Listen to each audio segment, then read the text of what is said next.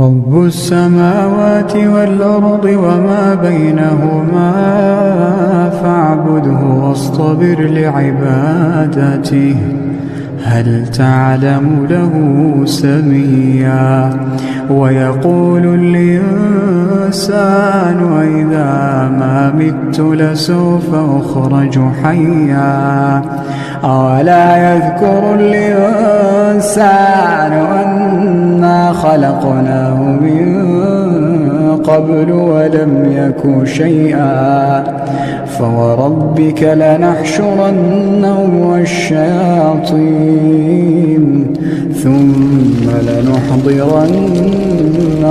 حول جهنم جثيا ثم لننزعن من كل شيعة أيهم أشد